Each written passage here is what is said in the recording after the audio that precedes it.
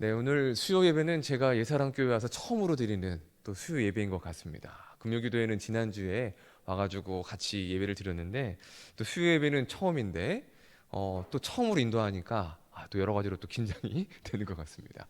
모든 게 다 처음이기 때문에 또 실수하는 것들이 있다 할지라도 여러분들이 잘 이해해 주시고 양해해 주시면 감사하겠습니다. 자, 2023년 한 기독교 단체에서 한국 교회에 대한 신뢰도를 조사해서 발표를 했습니다. 첫 번째 항목은 우리나라 종교 가운데 가장 신뢰하는 종교가 무엇인가 하는 것인데 1위는 어디일까요?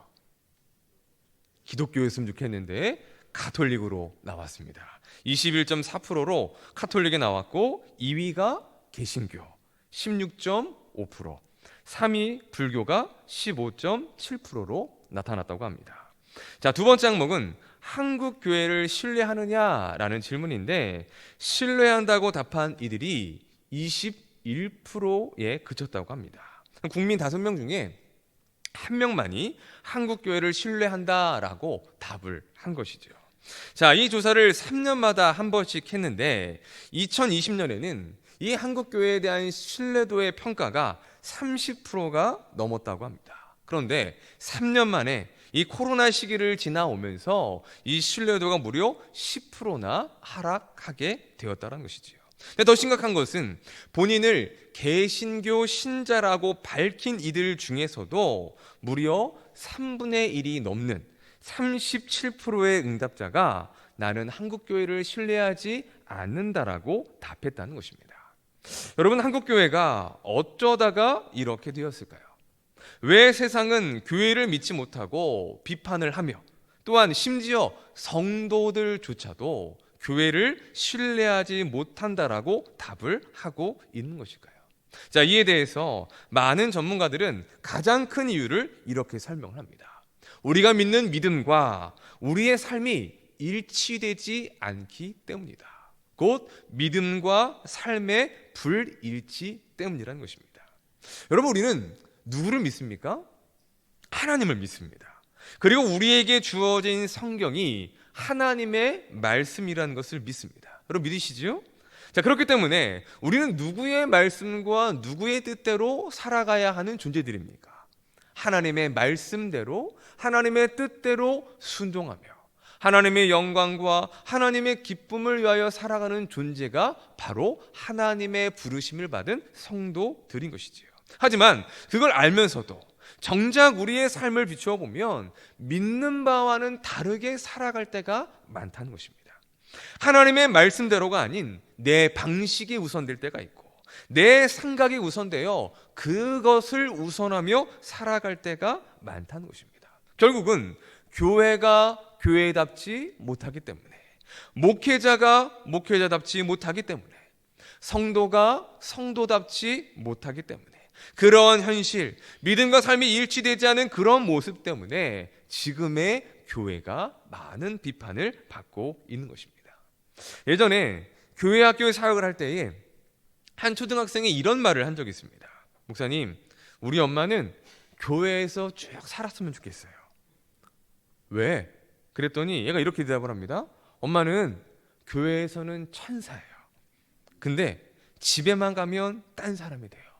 아주 무서운 호랑이가 돼요. 천사 같은 엄마를 호랑이로 바꾸는 그 능력이 자기에게 있다라는 것을 깨닫지 못하는, 그죠? 초등학생의 대답입니다.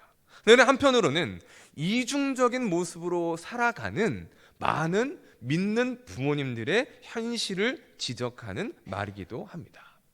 중동부 녀석들이 한 번에는 이런 대화를 하는 것을 들은 적이 있습니다. 야, 우리 엄마 아빠는 잡사야, 잡사. 야, 니네 엄마 아빠 집사 아니야?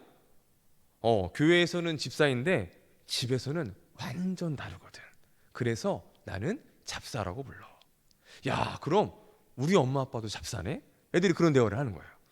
자, 예전에는 웃고 넘길 일이었습니다. 근데 저희 애들이 크면 클수록 이게 남 얘기 같지가 않더라고요.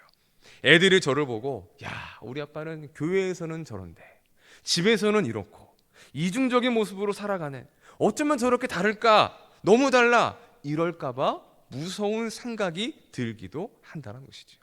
믿는 대로 살아야 하는데, 말씀대로 살아야 하는데 그렇지 못한 모습, 교회에서와 가정, 또한 교회에서와의 직장에서의 그 이중적인 모습으로 살아갈 때가 참 많은 것이 우리의 모습이라는 것이지요.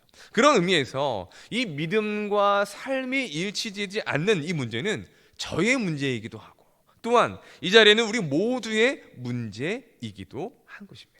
자, 그래서 앞으로 이 수요 예배의 시간에는 야고보서를 중심으로 살펴보고자 합니다. 이 야고보서가 바로 그 문제에 대한 지혜와 해결책을 제시해 주고 있기 때문입니다. 야고보서의 말씀을 통해서 참된 믿음에 대해서, 또한 우리가 믿는 바대로 행하는 삶이 무엇인지, 정말로 참된 믿음의 삶이 무엇인지를 깨닫고 그와 같은 삶이 되기를 소망하며 기도할 수 있는 그러한 시간이 되었으면 좋겠습니다. 그래서 오늘은 그 서론으로서 야고보서의 배경을 함께 살펴보도록 하겠습니다. 자, 야고보서는 성경 66권 중에 가장 많은 비판과 천대를 받았던 책으로 알려져 있습니다. 종교개혁자 루터는 야고보서에 대해서 이렇게 비판을 했습니다. 야고보서는 다른 책들, 즉 요한복음, 바울서신, 베드로전서와 비교해 볼 때 의로운 지푸라기 서신에 지나지 않는다. 자, 서신인데 지푸라기라고 말합니다. 자, 왜냐하면 야고보서는 아무런 복음적 성격을 지니고 있지 않기 때문이다. 이게 마르틴 루터가 야고보서에 대해서 평가하는 말입니다. 자, 그래서 루터는 1522년 독일어로 그의 신약 성경을 번역해서 그것을 출간할 때에 야고보서를 의도적으로 그 성경에서 빼기도 했다라는 것입니다. 이 야고보서를 성경으로 인정할 수 없다라는 어떠한 개인적인 신념이 담겨져 있었던 것 같습니다. 자, 루터가 이렇게까지 야고보서를 푸대접했던 이유가 무엇일까? 많은 학자들은 이렇게 말합니다. 야고보서가 기록된 배경, 수신자, 또한 그들이 처한 상황 등을 제대로 이해하지 못했기 때문이다. 여러분, 바울서신은 초기 기독교의 교리 확립을 위해서 기록되었습니다. 잘못된 이단의 사상들로부터 교회를 지키고, 또한 어떤 것이 바른 교리이고 바른 신앙이라는 것을 가르쳐주기 위해서 바울 서신이 기록되었습니다. 그래서 모든 바울 서신들을 보면 핵심적인 내용이 무엇이냐? 어떻게 구원을 받을 수 있는가? 우리가 어떻게 의로워질 수가 있는가? 그 믿음이란 과연 무엇인가에 대해서 강조하고 있습니다. 오직 예수 그리스도를 믿는 믿음으로 말미암아 우리 모두는 죄에서 구원을 받고 하나님의 백성이 될 수 있다라는 믿음으로 말미암은 구원에 대한 강조점을 찍고 있는 것이 바로 바울 서신인 것이죠. 반면 야고보서는 이미 그리스도인이 된 사람들, 이미 믿음이 있는 사람들을 대상으로 쓰여진 책입니다. 곧 그리스도인은 어떻게 살아야 하는가, 우리의 믿음을 어떻게 드러내고 어떻게 우리의 삶으로 행해야 하는가에 대해서 강조하는 책이라는 것입니다. 즉, 믿음의 삶은 우리의 행함과 우리의 삶으로 반드시 나타나야 한다는 것을 강조하는 것이 바로 야고보서의 가르침인 것입니다.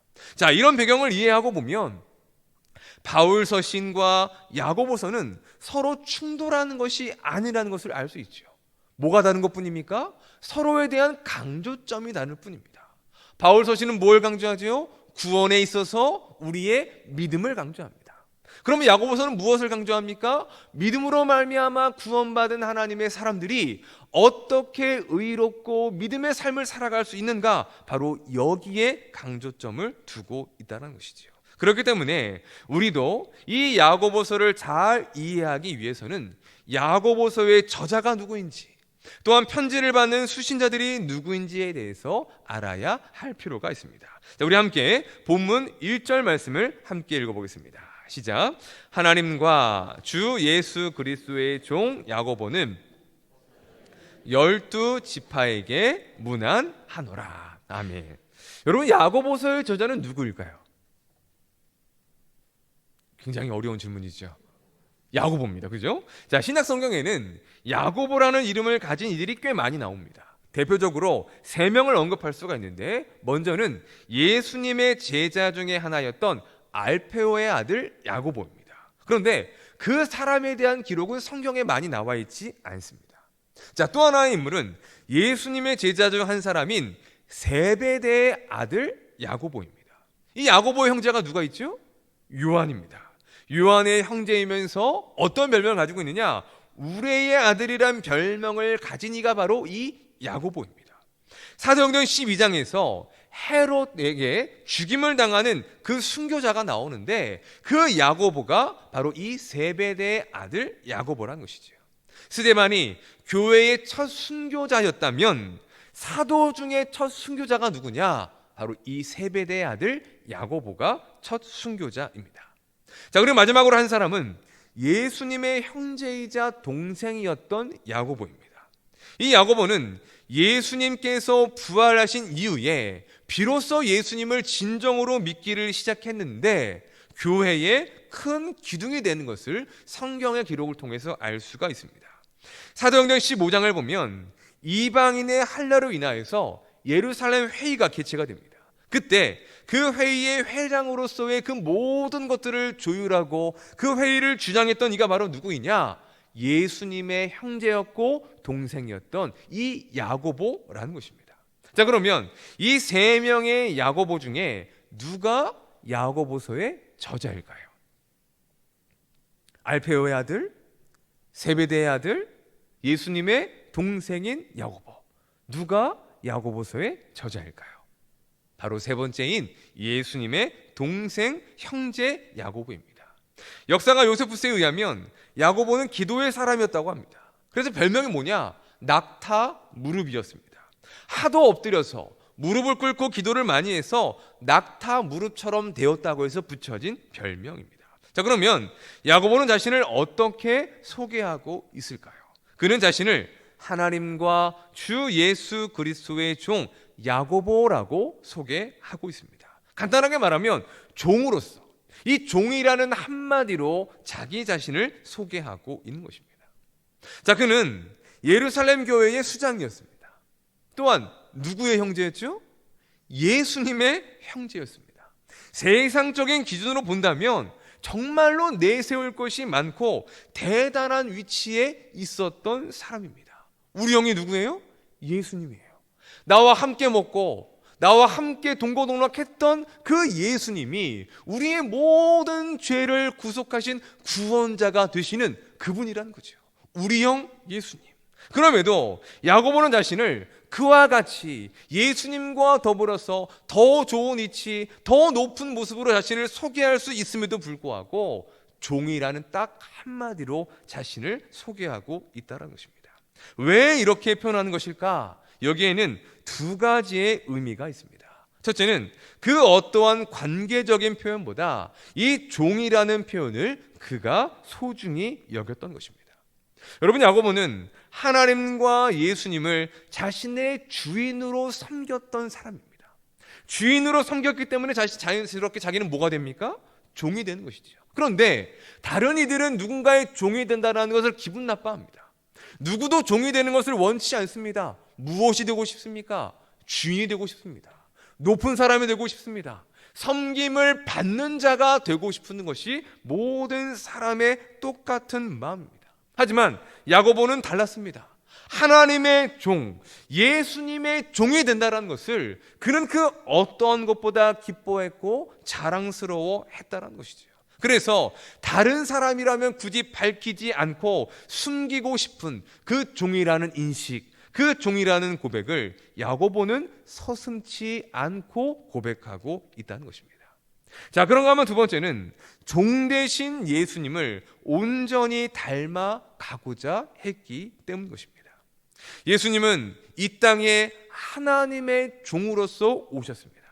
그래서 빌립보서 2장을 보면 하나님의 본체이시지만 종의 형체를 가지셨다라고 말씀하고 있습니다. 또한 예수님은 친히 제자들의 발을 닦아 주심으로써 자신이 섬기러 오신 종의 모습이라는 것을, 자신이 섬김을 받으려 함이 아니라 섬기러 오신 그와 같은 분이시라는 것을 친히 자신의 삶을 통해 증거해 주셨습니다. 자, 그러면 예수님께서 공생애를 시작하시기 전에는 어떠셨을까요? 그때에도 섬김의 삶을 사셨을 것입니다.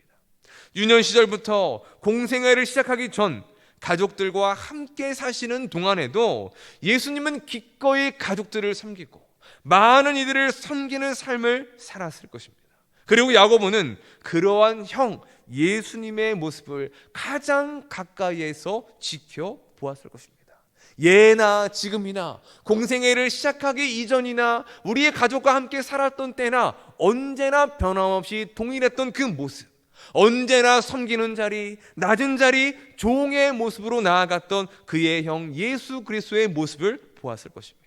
그 모습을 보고 야고보도 그런 예수님의 모습을 담고자 했던 것이죠. 당신의 생명을 버리시면서까지 종으로서의 섬김의 삶을 사셨던 예수님.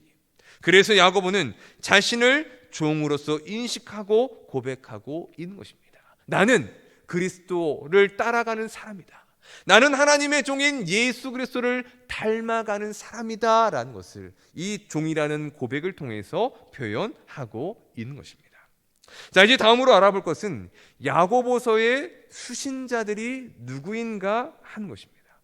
야고보서는 공동 서신으로 분류가 되는데 로마서, 고린도 전후서, 갈라디아서, 빌립보서 등과 같이 어떠한 특정한 교회와 성도들을 대상으로 쓴 것이 아니었습니다. 당시 모든 교회와 공동체들이 함께 볼 수 있도록 보내신 서신이 바로 야고보서인데 그 편지를 공동 서신이라고 부릅니다. 다시 1절 하반절을 보면 이렇게 표현하지요. 흩어져 있는 12지파에게 문안하노라. 자, 그러면 흩어진 12지파는 누구를 의미할까? 보통 일반적으로 사용되는 이 표현은 이방에 흩어져 살고 있는 모든 유대인들을 지칭하는 표현입니다. 또 2장 2절에서 보면 회당이 언급되는데 이 회당은 유대 기독교인들이 모이는 장소입니다. 그래서 어떤 이들은 로마 제국 전체에 흩어져 사는 유대 기독교인들이 바로 이 야고보서를 받는 수신자들이라고 주장하기도 합니다. 하지만 야고보서는 모든 교회 공동체와 성도들을 위한 서신이라고 할 수 있습니다. 왜냐하면 당시의 교회들, 예루살렘뿐만 아니라 모든 곳곳에 세워진 모든 교회들은 이미 유대 기독교인들과 이방인 기독교인들이 섞여서 신앙생활을 하고 있었기 때문입니다. 미국에는 백인들만 있는 교회가 있다고 합니다. 또한 반대로 흑인들만 모여있는 교회가 있다고 합니다. 하지만 당시의 모든 교회들은 유대인만 모이고 헬라인만 모이는 교회가 아니라 모두가 함께 신앙생활을 하며 예수님에 대한 신앙 고백을 하는 공동체로서 나타나고 있음을 볼 수가 있는 것입니다. 그렇기 때문에 흩어져 있는 이 12지파라는 표현은 유대인과 이방인 모두가 예수 그리스도를 믿고 섬기는 모든 성도들을 지칭하는 표현이라고 할 수 있는 것입니다. 더 나아가 당시의 교회뿐 아니라 세상에는 모든 교회와 모든 하나님을 믿는 하나님의 백성들을 의미하기도 하는 것입니다. 자, 그렇다면 당시 1차적으로 이 편지를 받는 수신자들의 상황은 어떠했을까요? 일적으로 보면 그들도 정치적인 박해 가운데 있었습니다. 또한 기근과 여러 가지의 문제로 인하여서 경제적인 어려움들도 당하고 있었습니다. 또한 내적으로는 신앙생활의 여러 가지의 문제들이 그들 가운데 있었습니다. 그 문제는 야고보가 지적하는 대로 믿음은 있다고 하는데 그것이 행함으로 나타나지 않는 그와 같은 문제가 그들에게 있었던 것입니다. 즉 믿음과 행함의 관계, 참된 믿음과 바른 믿음이 무엇인지에 대한 이해가 부족했던 것이죠. 이런 이해가 부족했던 이유가 두 가지가 있습니다. 첫째는 바울이 말하는 이 이신칭의에 대한 잘못된 이해가 있었던 것입니다. 바울은 우리의 구원에 있어서 믿음을 강조합니다. 오직 의인은 믿음으로 말미암아 산다는 것이죠. 예수 그리스도를 믿기만 하면 누구든지 구원을 받고 누구든지 하나님의 백성과 하나님의 자녀가 될 수 있다는 것을 바울은 강조합니다. 자, 문제는 바울이 강조한 그 믿음이라는 것을 행함과 연결시키지 못했다는 것입니다. 우리의 삶과 연결시키지 않았다는 것입니다. 그 신자의 행함은 있어도 되고 없어도 되는 식으로, 마치 구원과 행함이라는 것은 아무런 상관이 없는 것처럼 간주한 것입니다. 그래서 그들에게 좋은 믿음이란 무엇이냐? 예배만 빠지지 않고 드리면 되는 거, 기도만 하면 되는 거, 내 입술에서 주여 주여 믿습니다라고 하는 말만 나오고 그 입술과 그 모든 것을 통해서 내가 예수님을 믿는다라는 믿음의 고백만 나오면 된다라는 것이 그들이 생각하는 믿음의 모습이었다는 것이죠.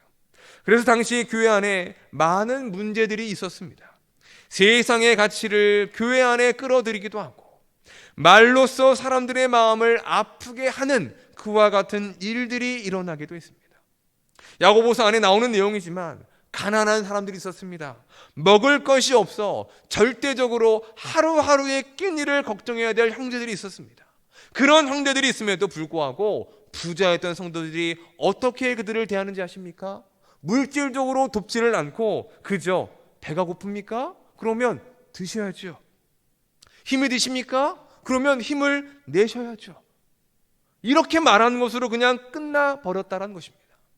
행함으로 최소한 그들의 배고픔을, 그들의 연약함을, 그들의 문제와 그들의 필요를 채워줘야 하는데 그러한 삶이 없이 그저 말로만 그들에게 위한답시는 그러한 말들만이 있었던 것이 바로 그때 당시의 교회의 문제였다는 것이죠.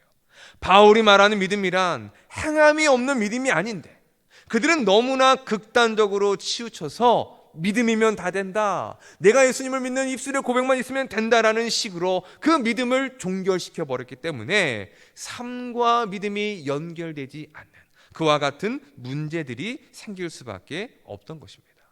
자, 또 한 가지는 믿음의 삶을 산다라는 것이 정확하게 어떤 것인지를 배우지 못했기 때문인 것입니다.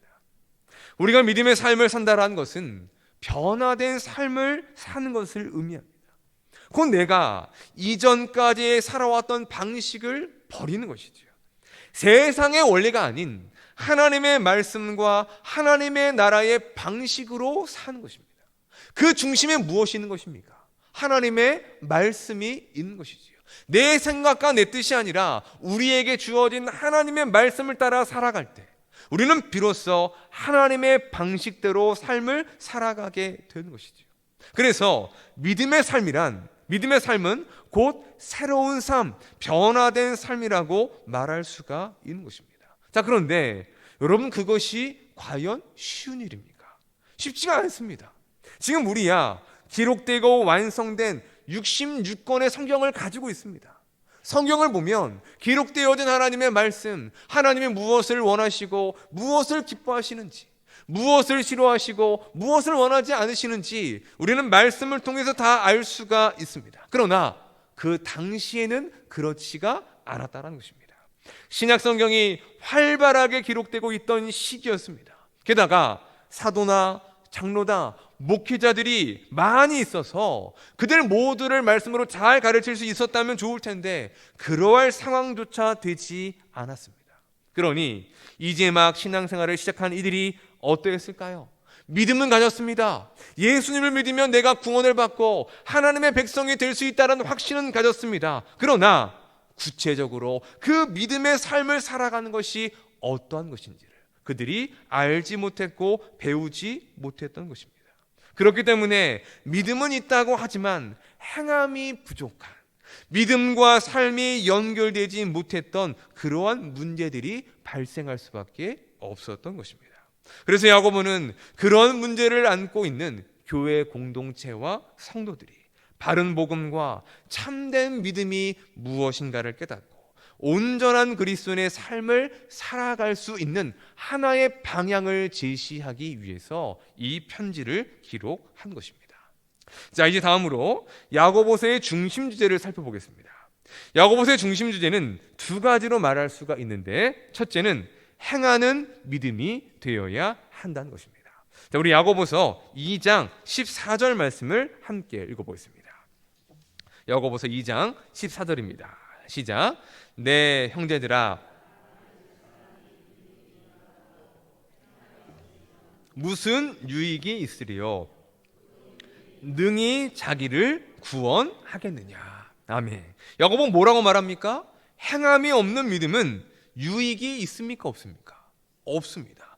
유익도 없고 또한 어디까지 나아가느냐? 그 믿음이 능히 자기를 구원하겠느냐라고까지 말합니다. 말로만 믿는다고 말하고 행함이 없다면 어떠한 유익도 없을 뿐더러 그 믿음은 결코 우리를 구원으로 인도하는 참된 믿음이 될 수 없다라는 것을 말하고 있는 것입니다. 자, 이어서 우리 2장 22절 말씀도 함께 보겠습니다. 시작. 내가 보거니와 믿음이 그의 행함과 함께 일하고 행함으로 믿음이 온전하게 되었느니라. 아멘. 22절에서는 믿음과 행함의 바른 관계가 무엇인지를 이야기하고 있습니다. 여러분, 믿음은 행함과 뗄 수가 없습니다. 믿음은 행함과 함께 일하고 있다는 것이죠. 그리고 행함으로 말미암아 그 믿음이 온전하다라는 것을 드러내게 된다는 것입니다. 곧 믿음과 행함은 분리될 수도 없고 뗄래야 뗄 수 없는, 정말로 믿음이 있다면 그 믿음에 합당한 삶이 이어지고 그 믿음에 합당한 삶이 있다면 그 사람의 믿음이 정말로 참된 믿음이라는 것이 확인될 수 있는 관계에 있다는 것을 가르쳐 주고 있는 것입니다. 곧 우리의 믿음은 어떤 믿음이 되어야 되느냐? 따라해 보겠습니다. 행하는 믿음이 되어야 한다. 어떤 믿음이요? 행하는 믿음이 되어야 한다는 것입니다. 자, 그런가 하면 두 번째의 중심적인 메시지는 온전하라는 것입니다. 온전하다라는 것은 헬라어 단어로 텔레이오스인데 완성된, 완전한이라는 뜻을 가집니다. 이 단어가 신약 성경에서 19번이 사용이 되는데 야고보서에서만 무려 5번이 사용되고 있습니다. 그만큼 이 온전하다라는 것이 야고보서의 중심 주제라는 것을 보여주고 있는 것입니다. 자, 우리 성경 1장 4절을 보겠습니다. 야고보서 1장 4절입니다. 시작. 인내를 온전히 이루라. 이는 너희로 온전하고 조금도 부족함이 없게 하려 함이라. 아멘. 5번 나오는데 이 4절에서만 벌써 2번이 나오고 있습니다. 온전하다라고 말하고 있습니다. 야고보는 편지를 받은 그리스도인들의 삶이 온전해지기를 원합니다. 그 온전함은 무엇이냐? 우리의 신앙의 목표를 말하는 것입니다. 우리의 구주이신 예수님을 고백하는 믿음과 함께 그 말씀을 행하는 삶을 통해서 온전하시고 완전하신 그 예수 그리스도를 우리의 삶을 통하여 닮아가는 것, 바로 그것이 우리의 온전함의 목표라는 것입니다. 예수님처럼 온전해지는 것, 바로 그것이 우리의 진정한 신앙의 목적지라는 것을 야고보는 우리에게 가르쳐 주고 있는 것입니다.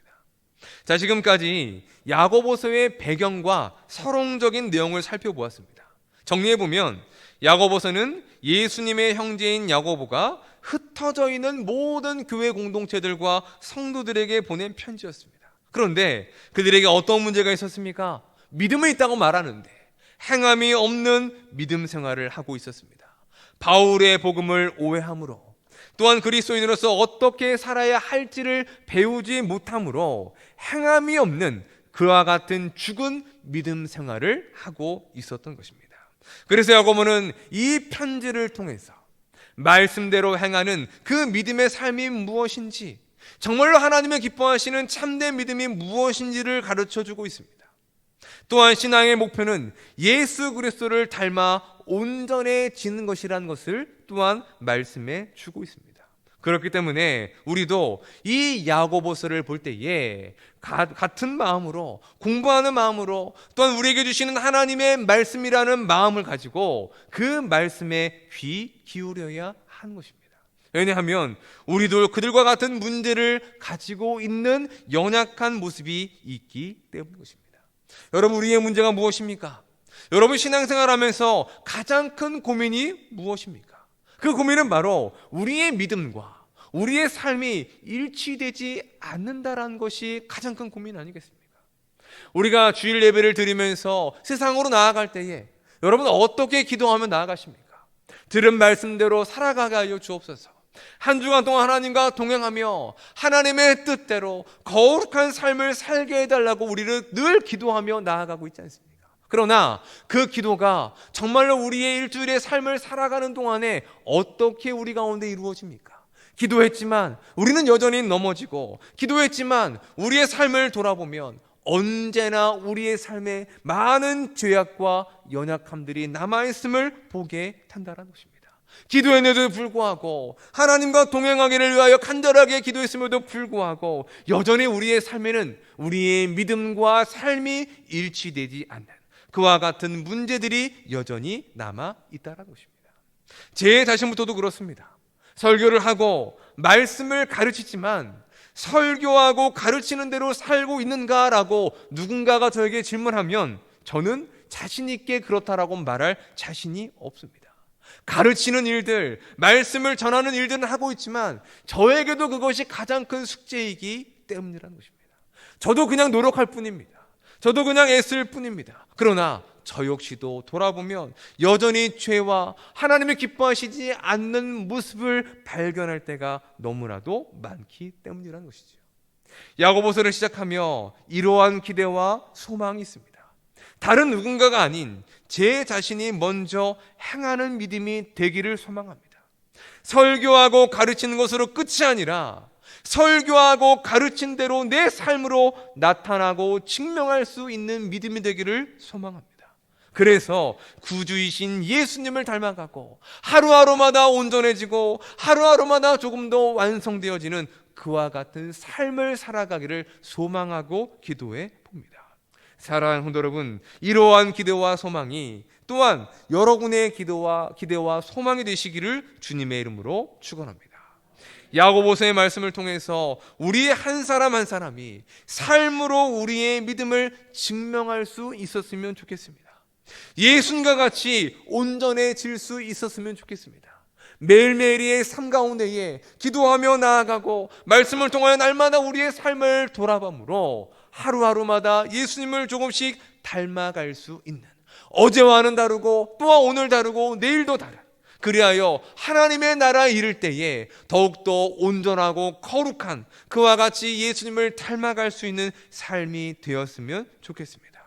우리의 삶을 돌아보며 부족한 것이 있다면 채워가고 버려야 할 것은 버리며 하나님의 도우심을 구할 수 있는 이 시간들이 되었으면 좋겠습니다. 그리하여 하나님께서도 칭찬하시는 참된 믿음의 삶을 살아갈 수 있는, 더 예수님을 닮아 온전해질 수 있는 우리 모두가 되실 수 있기를 주님의 이름으로 간절히 축원합니다. 자, 이 시간에 함께 한 목소리로 기도하는 시간을 갖도록 하겠습니다. 이 시간 함께 들은 말씀을 생각하면서 이렇게 기도했으면 좋겠습니다. 하나님께서 우리에게 귀한 믿음을 주셨습니다. 또한 그 믿음으로 인하여서 우리에게 하나님의 자녀와 하나님의 백성이라는 그한 특권과 권리를 허락해 주셨습니다. 하나님, 그 믿음에 합당한 삶을 우리가 살게 하여 주시옵소서.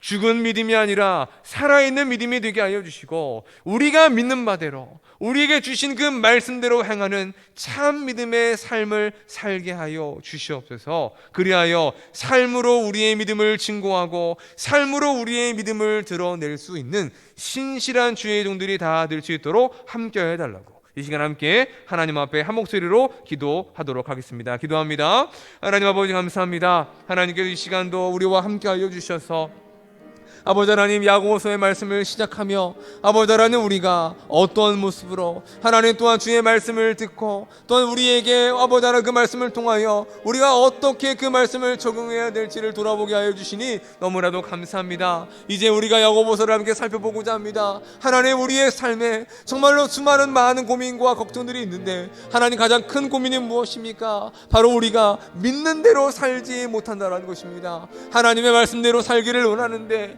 정말 우리는 그렇게 마음의 소원을 하고 하나님 앞에 간구하고 기도하지만 아버지 하나님이여, 정작 우리의 삶을 돌아보면 언제 그랬나는 듯이 제자리이고 하나님 말씀대로 살지 못하고 죄를 짓고 허물과 연약한 뿐임을 하나님 앞에 고백합니다. 하나님 아버지, 우리가 언제까지 이와 같은 모습으로 살아야 하겠습니까? 아버지, 언제까지 우리가 이런 고민을 가지고 나아가야 하겠습니까? 아버지 하나님, 말하는 것은 이 야고보서를 통하여 야고보가 우리에게 전해주는 이 메시지를 통하여서 우리의 삶이 하나님 앞에서 온전해지는 삶이 되게 하여 주옵소서. 말로만, 우리의 입술로만 고백하는 믿음이 되지 않게 하여 주시고, 진정으로 예수 그리스도가 우리의 구주이심을 믿는 믿음이라면 정말로 우리를 하나님의 백성 되게 하고 우리를 하나님의 자녀가 되게 한 그 믿음이 우리 안에 있다면 그 믿음에 합당한 삶, 그 믿음의 말씀대로 살아갈 수 있는 우리의 모습이 될 수 있도록 주님 함께하여 주시옵소서. 그 지혜를 얻고 하나님 더욱더 우리가 온전해지며 아버지 하나님 살아있는 믿음으로, 행함이 있는 믿음으로 우리의 삶을 세상 가운데 증명하고 증거할 수 있는 우리가 될 수 있도록 주님 인도하여 주시옵소서. 하나님, 바라는 것은 아버지 우리의 모습을 통하여서 우리의 삶으로 주의 복음이 증거되기를 원합니다. 아버지 하나님, 우리의 삶으로 하나님의 살아계심을 나타내는 우리 모두가 될 수 있도록 인도하여 주시옵소서. 우리의 사랑교회가 그런 교회가 되게 하여 주시고 아버지 하나님, 그것을 통하여서 아버지 하나님 더욱더 믿는 자들이 많아지고 많은 이들이 우리를 통하여 살아계신 하나님을 만나고 예수 그리스도를 믿는 믿음으로 구원받고 많은 이들이 하나님께로 돌아올 수 있는 놀라운 역사가 있을 수 있도록 주여 우리를 사용하여 주시고 인도하여 주시옵소서. 아버지 하나님, 함께하여 주시옵소서.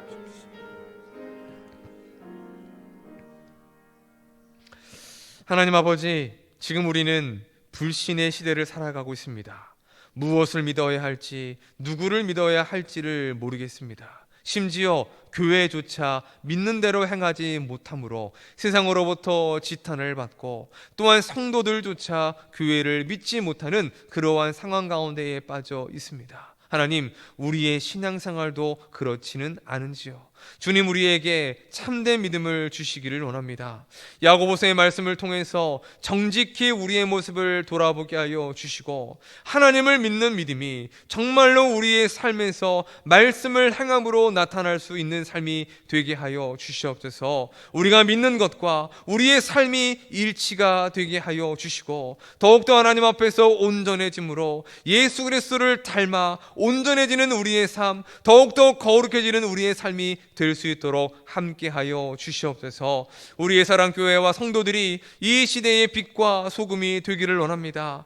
우리의 삶으로 믿음을 증거하고 하나님의 살아계심을 나타내며 주의 복음을 바르게 전할 수 있는 우리 모두가 되게 하여 주시옵소서. 그런 우리를 통하여 믿는 자들이 더욱더 많아지게 하여 주시고 하나님께 영광을 돌리며 하나님이 기뻐하시는 삶을 살아갈 수 있는 우리 모두가 될 수 있도록 주님 역사하여 주시옵소서. 감사하며 살아계신 예수 그리스도의 이름으로 기도하옵나이다. 아멘.